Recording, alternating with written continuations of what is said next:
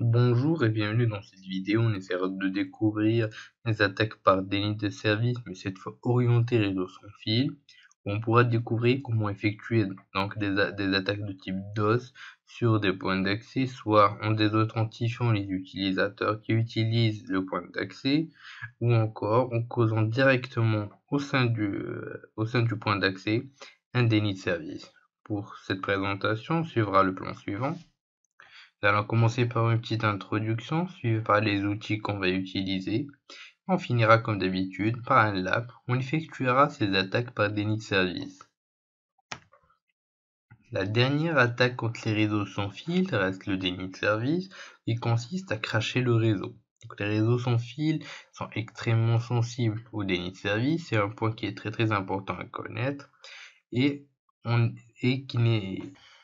qui souffre d'une difficulté de localisation des attaquants. Dans cette présentation, nous allons créer un déni de service en flou dans le réseau avec des paquets d'authentification. Cela peut aussi être une attaque dévastatrice. Comme on l'a dit dans le slide précédent, on effectuera deux types d'attaques. Une attaque de type, donc on va essayer de désauthentifier les utilisateurs utilisant le point d'accès. Concernant l'autre attaque, cela consistera à directement flouder le réseau avec des paquets d'authentification. On utilisera deux principaux outils, Websploit ainsi que Airplay. Sans plus tarder, allons découvrir tout ça ensemble. Une fois au niveau de Kali Linux, nous allons pouvoir effectuer la première attaque dont on a pu parler, qui est le flux de paquets de désauthentification. Cette attaque nous permettra de ne laisser aucun utilisateur connecté au sein du point d'accès. Pour ce, nous allons utiliser la commande suivante, Airplay, suivi par le -0 pour spécifier que c'est bien une désauthentification, le 5 pour le nombre de paquets de désauthentification qu'on va pouvoir envoyer. On peut remplacer par 0, donc ça sera dans ce cas un flux continu de paquets. -A suite, donc c'est pour l'adresse, donc le BSSID de votre point d'accès que vous pouvez récupérer via la commande aerodump comme on l'a vu, et suivi de l'interface que vous voulez utiliser. Donc c'est tout ce dont on a besoin et on tape sur entrée.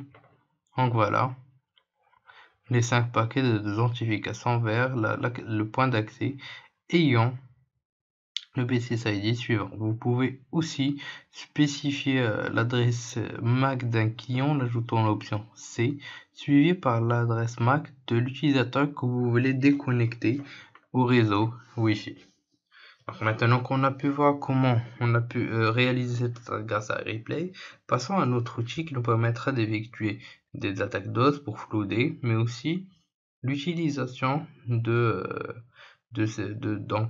outil alternatif pour l'envoi de paquets de désauthentification. Donc cet outil est Websploit. Il ressemble un peu à l'interface de ReconNG. Donc il est très riche aussi, donc vous pouvez voir les modules dont il dispose. Donc c'est vraiment très intéressant. Il y a des attaques au niveau du réseau, l'exploitation avec de l'autopone, donc aussi au niveau des browsers, Java Applet aussi, ce qu'on a pu voir au sein des options avancées en sein de ReconNG. Et ce qui nous intéresse le plus, c'est ces trois options. Donc on va commencer par la dernière qui est Wi-Fi Honeypot, qui nous permettra de créer des fake access points comme on a pu le voir au sein de la présentation sur le colonnage des points d'accès. On dispose aussi de deux types d'attaques, donc Wi-Fi Jammer et Wi-Fi DOS. Wi-Fi Jammer consiste à envoyer encore une fois un stream de paquets de désauthentification. Wi-Fi DOS consiste à flouder. Donc on va utiliser l'option Wi-Fi Jammer.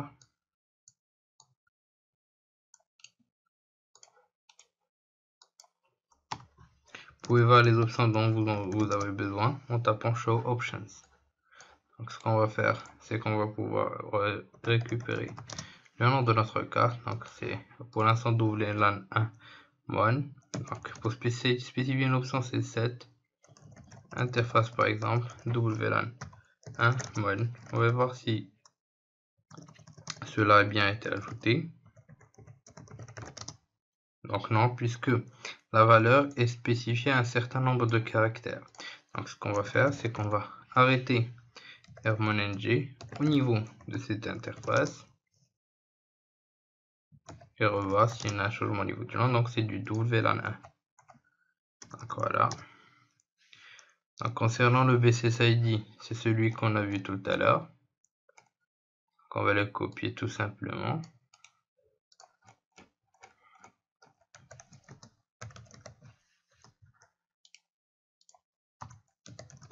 Le SSID, c'est Conda Home.